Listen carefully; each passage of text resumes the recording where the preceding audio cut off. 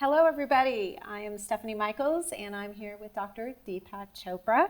We are here live from the Chopra Center for Wellbeing, presented by DTS. So glad to have you here.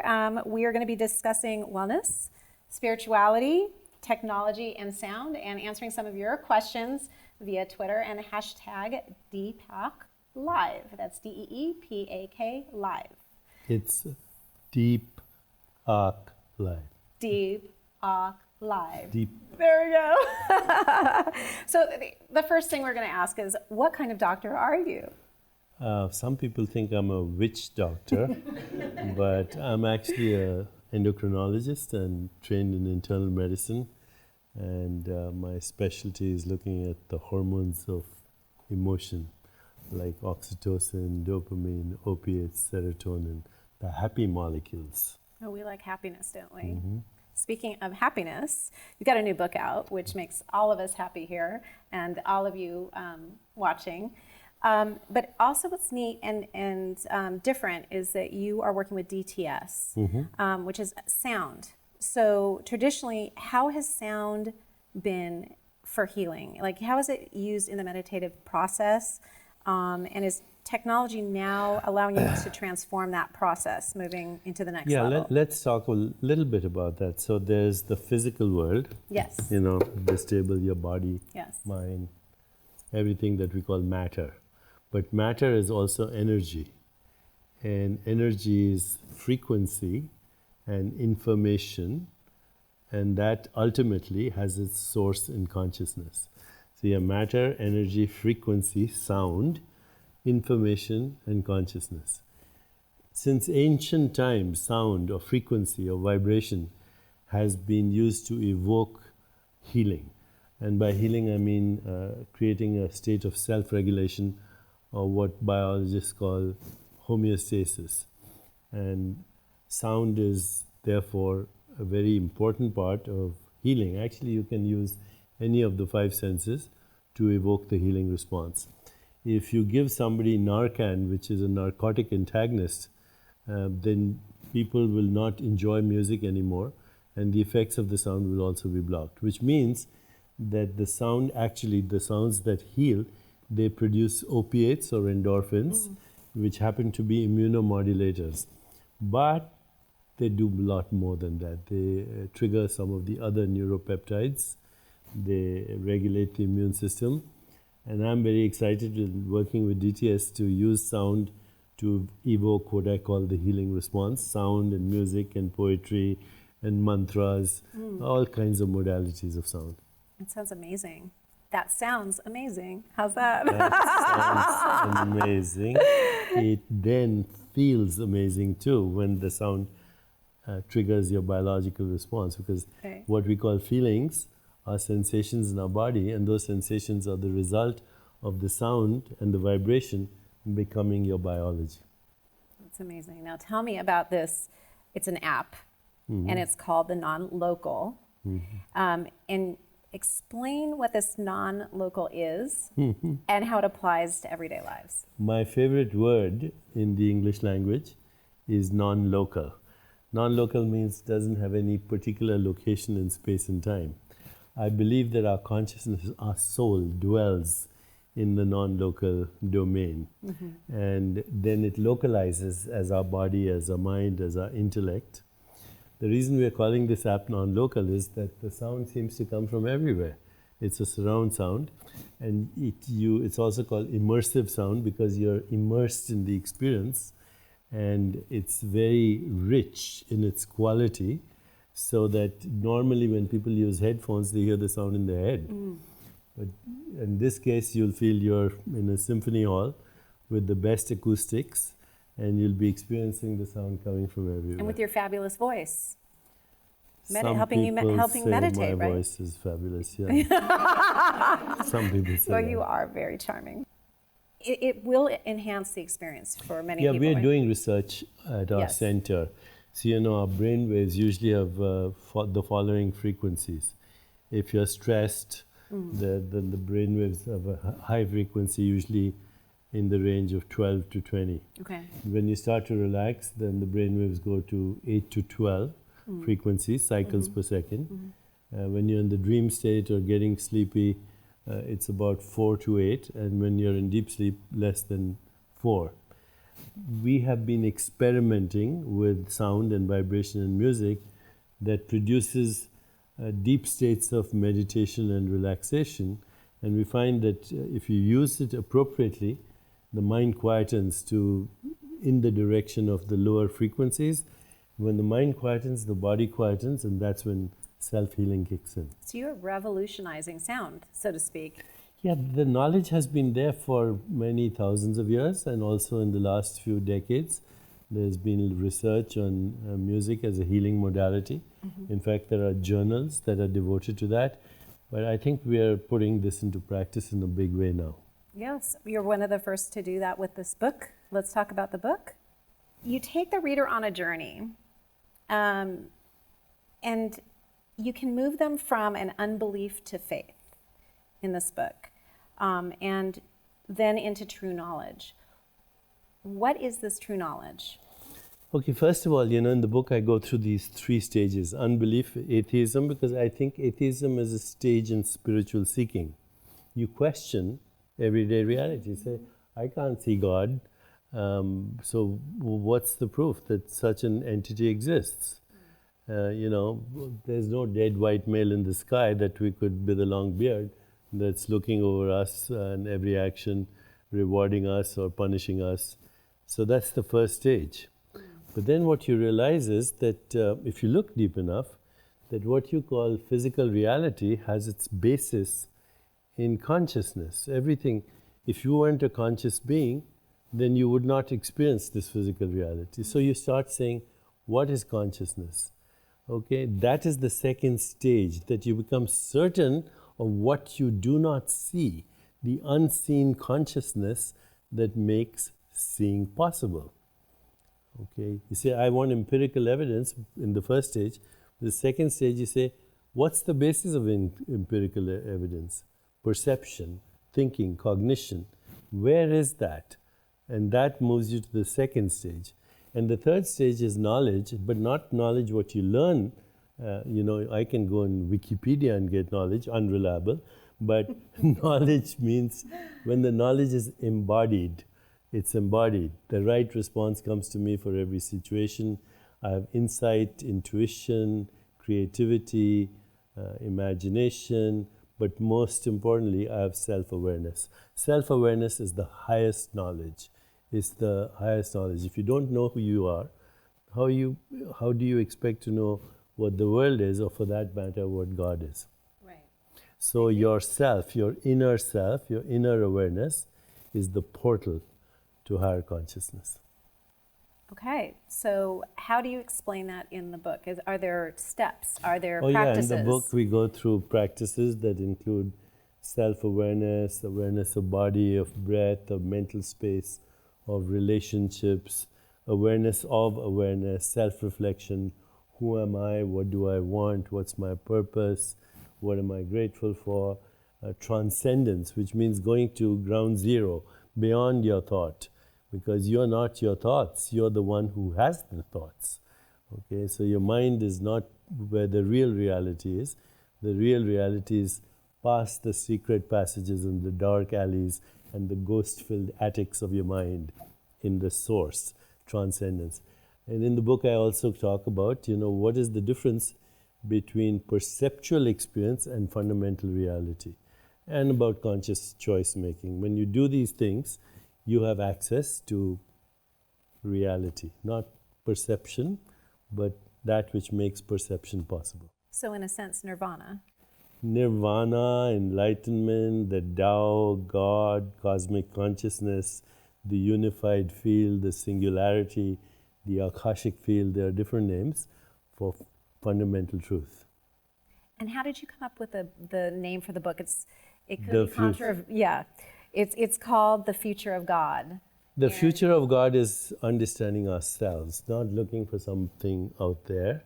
And the future of God also came about as a result of a debate I had with some militant atheists who were talking about the past of God. They were attacking the mythical version of God And I thought, that's fairly correct. With all the mythologies that we have, most of religion is cultural mythology. These cultural mythologies come to us from the Bronze Age. They're not pertinent anymore in terms of, understanding of evolution, the Big Bang, the history of the universe, cosmology. So I realized science is not going to go away, but actually God is not going to go away either. Can we create a future where we find spiritual fulfillment and also satisfy the needs of science? Because we need to. And that's why I call the book The Future of God. So in a sense, do God, in quotes, and science work together? Yes, if we don't confuse God with an image of God, if we think of God as the source, the transcendent source of the universe, the transcendent source of space-time, energy, matter, the transcendent source of Platonic values like truth, goodness, beauty, harmony, love, compassion, joy, equanimity. And also, if we understand transcendence as the portal to a realm of existence which is not in space-time and therefore not subject to death. And you also address the supernatural and the mystical. Well, what we call the supernatural is something that we don't have an explanation for. So once we have an explanation for it, then we call it science. Everything that was considered supernatural in the past is now actually part of science, right? People are watching us in their homes right now, and that would have been supernatural 100 years ago, but it's not anymore. Yesterday's miracles are today's science, today's miracles will be tomorrow's science. I think now we are at a time where we can look at consciousness as a fundamental reality, not just in your brain and your body, but in the universe. More fundamental than space-time, gravity, or the forces of nature, because you would not be able to cognize those forces or experience those forces were you not a conscious being. If there's a universe outside of consciousness, we'll never know it. And so to postulate a universe that is observer-independent or consciousness-independent is a metaphysical idea. It can't be proved. The only universe we know is the human universe experienced in a human consciousness. A bat occupies a different universe as it navigates in the night through the echo of ultrasound. A honeybee's universe and communication is based on a waggle dance. You can't even remotely imagine what the world looks like to a chameleon whose eyeballs swivel on two different axes. What is reality? Reality is not what you see, which is species-dependent, brain-dependent, culture-dependent. Reality is the source of all these different modalities of perception.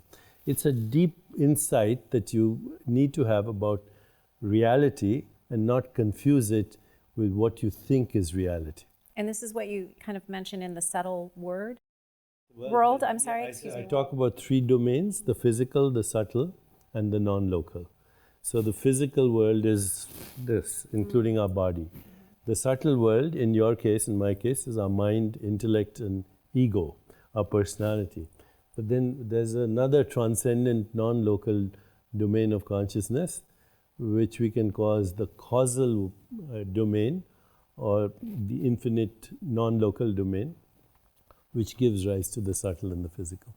So this non-physical domain, I know people are going to ask, can you achieve this through, again, meditation? Is this something? The 5 things I mentioned: self-reflection, self-awareness, transcendence, conscious choice-making, and knowing the difference between the perceptual and the actual. The perceptual is a species-specific mode of observation. The actual is the source. Now, meditation is, of course, a component of all those aspects: mindfulness, meditation, mindful living, intentional living. Intentional living. I asked Mr. Chopra earlier about vacation, like where he'd like to vacation, and he said, vocation is vacation. So it kind of brings me back to that kind of comment that you made about, wherever you are, is your vacation. And do you touch upon that? You asked me where I live, and I said that too. wherever I am, you know. Yeah, we live where we In the are presence. in the present Yes. moment. Because you're always planning for the future, then when you get to the future, you won't be present for it anyway. Right. So there's no point. And also as changes that come about and happen and we become whole, is this the ultimate goal? The ultimate goal is to find your inner truth, which is beyond change, because all change occurs in the midst of non-change. And so that ultimate truth is the field of awareness, which is our real home. In that field, thoughts come and go, emotions come and go, the perceptions of the world come and go. Everything comes and goes. So it couldn't be real if it's impermanent. What is real is the source from which the impermanence arises, like waves on the ocean. So you're saying we might not see it coming? Say that again? You're saying we might not see it I coming? think we only should live in the unknown, because the known has already happened. It doesn't even exist. The known is the dead past. The unknown is the field of infinite possibilities, where there is creativity and choice making and the agency to create something that never existed before. It's like floating. It's like flow, yeah. It's like that's very Lightness of interesting. being. Okay, so that would pretty much kind of a flowing is what it might look like. Yeah, it's lightness of being. You know, I think there are 4 things that one should pay attention to every day as experiences. One is a joyful, energetic body. The second is a loving, compassionate heart. The third is a restful but alert mind. And the fourth is lightness of being, flow. And what is Then you're all set. what is your biggest challenge? I don't have challenges these days. You don't? Sorry. You can get to all 4 of those like Yeah, that? my Is that what you're days- saying? My days around those 4 intentions. That's really impressive. That's very impressive. But that's why you're a teacher, and that's why you're an educator for all of us. Some people say so. So, as we look into the future, we're talking, with your book and with your next projects, how do we see the immersive sound technology, like the DTS Headphone X? How do you see that helping us with health and wellness? So the immersive sound technology with the DTS is going to be one component of how you alter biology, what I call self-directed biological transformation. Okay. Sound is the most powerful. There's an expression in Sanskrit, Nada Brahman, which means the universe is the vibration of cosmic consciousness. So, and we are part of the universe, so we are also the vibration of the same consciousness. And in order to be whole, we need to return to our source. Healing, holiness, wholeness, health, they all mean the same word, the return of the memory of wholeness. And sound can help us get there. So can smell, by the way, so can sensation, so can any of the modalities that we experience through our senses. But immersive sound is probably the most powerful of those. So that's what we're playing with right now in the non-local. So tell us, what is your favorite chapter in this book? What was the most joyous chapter for you to write? Well, no, the chapters in the end, which are more practical, are very important, and that's the goal of the book. But the early chapters are about, my what should I say, my gripe with the militant atheists like Richard Dawkins and others who are confusing reality with perceptual experience. So I do have a section. I think somebody in Twitter has. Yeah, we have a Twitter. Troy of Is at Troy of Is says, at Deepak Chopra, what do you mean by the Dawkins delusion in the 2nd chapter of your new book? So that's like straight on, chapter 2. So yeah, actually Richard Dawkins, who's a self-professed militant atheist, who says that if you believe in a higher power or have spiritual practice or believe in any version of God, then you're basically stupid. And so that was my bone of contention with Dawkins. And, I have a section there called the Dawkins Delusion. He wrote a book called The God Delusion. And so that inspired me to come up with the phrase, the Dawkins Delusion. If he's watching us now, his blood pressure will go up, as it always does.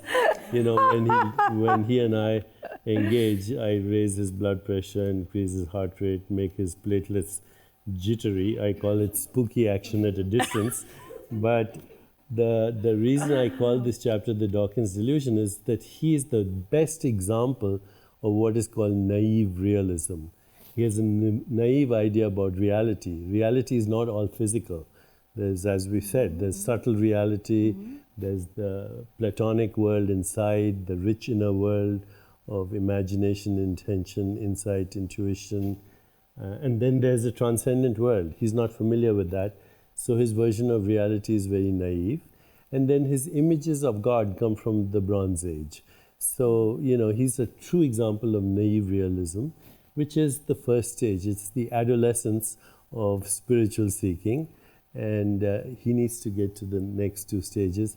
So I thank him for inspiring me to write this book. Oh wow, that's great! You're giving your nemesis, your arch nemesis, the I told him I'll be your nemesis for eternity. But I think after this book is done, I'll probably lay off. All right, there you go. Lay off Dawkins. The challenge, right? Okay, so at Dana BC has another question for you. This is another Twitter question. How do I find peace and happiness? You find peace and happiness by recognizing that that's your essential state. So you find peace and happiness by being aware of yourself, not your mind, not your body, but your true being. So if Dana is watching us right now, Dana's a girl, right? Yeah, Dana's a girl. Okay, so Dana, if you're watching us right now, as you're listening to me right now, turn your attention to yourself, the listener. And you feel a still presence. That's you. It's not your mind, but it's where your mind comes from. Or you can turn to the space between us. Turn your attention to this space. Or turn your attention to a thought, but don't evaluate it. The more you're mindful of your true self, the more you'll find peace. And peace is not something to achieve in the future. Peace is now. Peace is at this moment. So the most important time in your life is now. The most important activity is what you're doing now. The most important people in your life are the ones in front of you now. And if you live mindfully in the present moment, it's your portal to cosmic consciousness, to your true self, and to inner peace, and to other things, love and joy. So how do sound and meditation actually work together? Because we'll go back to that little bit of DTS and in your app. Yes, in our app, in our DTS non-local, we are using the best technology to totally immerse your total being in that sound. So it's not just coming through here, even though you're using the headphones or the app. Your total being is immersed in the vibration of healing. And you actually feel the vibration? You actually feel the vibration. And you feel the sound coming from everywhere. T Moore, at T Moore PR, Tina, asked, what inspired you to write The Future of God? What inspired me to write The Future of God was this simple idea that we need to get rid of naive ideas about reality and naive images about God. I think the militant atheists are doing a great deal of disservice to the world by really imposing their ignorance on the world. So, ignorance of self. As I said, the highest knowledge is self-knowledge. The highest awareness is self-awareness. You and me and all of us, we are an activity of the universe. We're not just mere passive observers of the universe. The universe is becoming self-aware through us.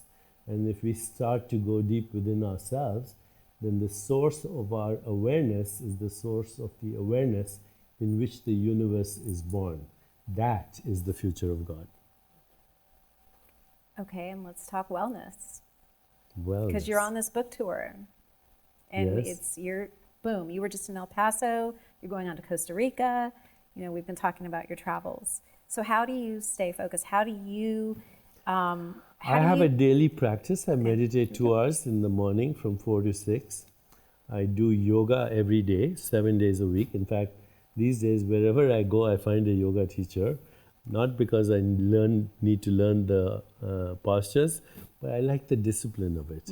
And then, I write every day, and then I don't take myself seriously.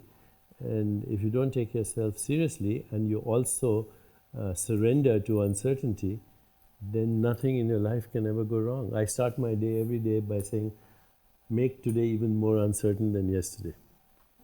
So I enjoy the wisdom of uncertainty. Yeah, a lot of people can't live in that. A lot of people have to have an answer. So what would you say to them about that? The only answers we have is from the past. Life is the continuation in the unknown. So when you step into the unknown, you're stepping into possibility and creativity, and you're making things happen. You're the cause of your reality rather than being the effect of your reality. Okay. So you want to have some fun? I always have fun. Okay. Do you like cotton candy? I think cotton candy is refined poison. It messes up the microbiome in your body. Right. These microbial colonies. It inflames them. The microbiome crosstalks with your genome.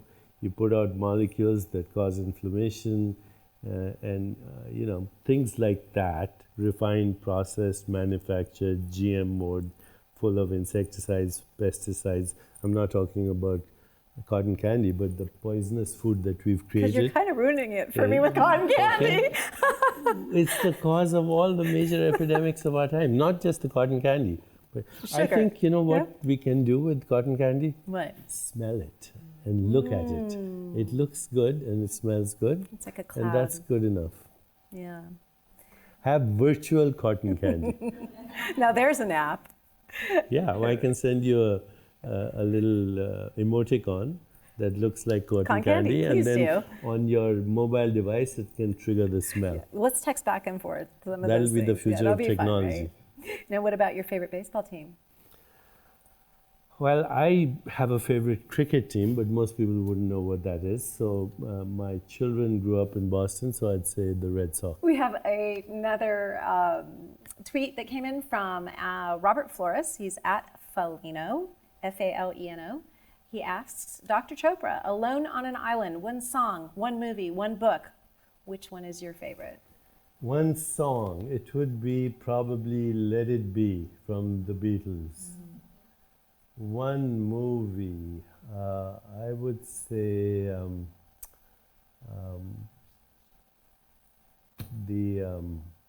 I would say Dr. Zhivago, but I'm an old timer. One book, my favorite book is Lost Horizon by James Hilton.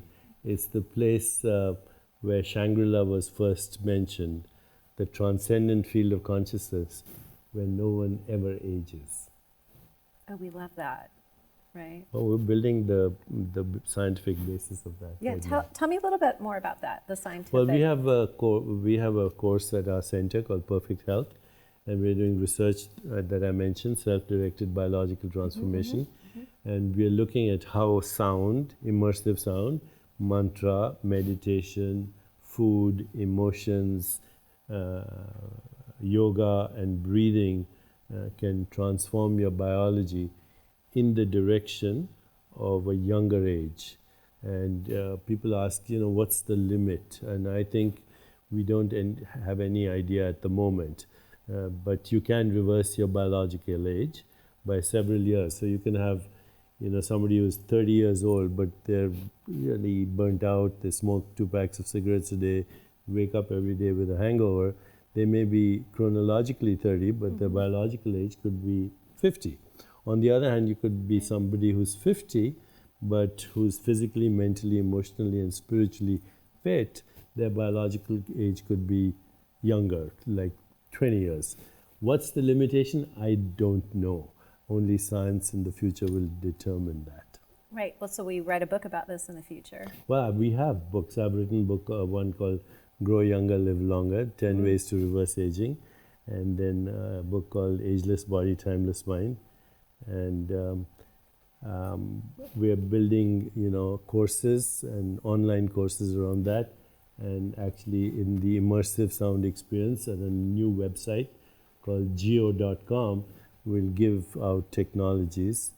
And we hope that people will be so passionate about this experience, they'll start reversing their age. Here we have living in the meow. That's kind of a cool hashtag, living in the meow. Why do we often ask others for guidance to our own souls and journeys when the source and wisdom lies within? That's a very good question. We can take tools from other people, and then we can improve from the wisdom that has been garnered over thousands of years. So there's a lot of value for that, and guidance, the direction we can take. But ultimately, it's our own inner being that is the ultimate and supreme genius, and that mirrors the wisdom of the universe. So speaking of living in the meow, there was a question earlier that asks you, dogs or cats? Dogs or cats? Well, why does there have to be a choice? Why not both? It was someone else's. It was somebody else's I think Twitter. Dogs and cats are very wonderful beings. They don't judge you. They have memory. Somebody was telling me the other day that if you hurt a dog, you're cruel to a dog, the dog might remember when you meet that dog 5 years later, it may attack you. But unlike a human being, dogs never plan how to get even. So, you can say they're pure souls, and so are cats. So we can take notes from animals then. They're forgiving. Yeah, the animals are forgiving, they're warm, you can share an emotional bond with them, and they're your friends, best friends. So do you think you'll write a book about animals maybe one day? We did. I wrote one with my son. You did? Yeah, I've written 81 books. So. Yes. Covered lots of subjects. Maybe from a dog or cat's perspective, though. Yeah, now you're talking. See? How can we get into the consciousness of a dog? Of an animal. Of an animal, of a cloud, of a tree, of an insect. When you see a honeybee that comes from a flowering grove, it does something called a waggle dance. It dances. And the other honeybees, they know exactly which grove to go to and what kind of honey to look for by watching the dance. I would love to know what's going on in that consciousness. Well, I think maybe that we need to know that from you then, from all your research. If we get to the source of all these different modalities of perception, because perceptions can be infinite, but the source is one. Right. And so if we can transcend to that source, anything is possible. That's what the shamanic traditions did. Okay. The shamans were able to travel into different domains of awareness. Because reality is an extension of different domains of awareness. It's not, a location in space and time. It's a projection of different states of consciousness or awareness. So perceptions are many, reality, awareness is one. This is from the Mel Smith. When was the last time you were really angry, and how did you handle that? I'm embarrassed to say it was in my encounter with Richard Dawkins. I knew you were going to come back to that. But I have learned since then, I can now watch my reaction to be angry and then let it go. Okay. Now there's a quote from the Non-Local app that says, keep breaking your heart until it opens into the ecstasy of love. How do you see people using these healing heart meditations to change and improve upon their experiences in love? Because everybody wants Well, in the wisdom traditions, there are 4 ways to find the truth.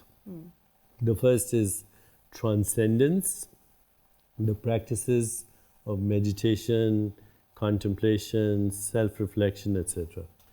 The second is love, is actually let your heart break and fall in love and let you be as vulnerable as possible, and you'll find the kingdom of heaven. The third is intellectual, which is has been my favorite, boring science. And the fourth is what we call karma yoga. So being, feeling, thinking, and doing. in that order. Love is the best way to find the spark of divinity in you. Break your heart. The heart has reasons that reason does not know. That's a quote from Blaise Pascal. You actually, for the app, you reflected using Rumi. So what brought that about? Well, Rumi, Rabindranath Tagore, and Kabir, Mirabai, these are mystical poets who had found an amazing way to express their longing for the divine.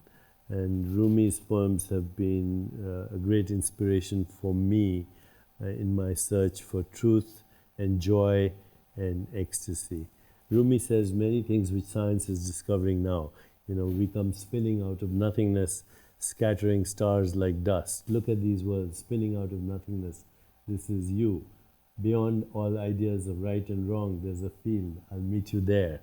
Okay, break your heart till it is so vulnerable, your helplessness will be the way. And on and on.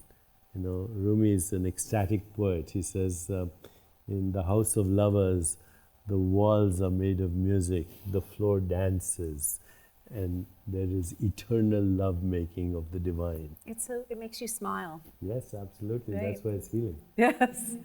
Okay, Henny Reisener, she's at Hen Art Online. Thank you, Henny, for writing in. Hi, Deepak Chopra. If you're constantly in the present, what do you do with your treasured memories? Well, use your memories, but don't allow your memories to use you.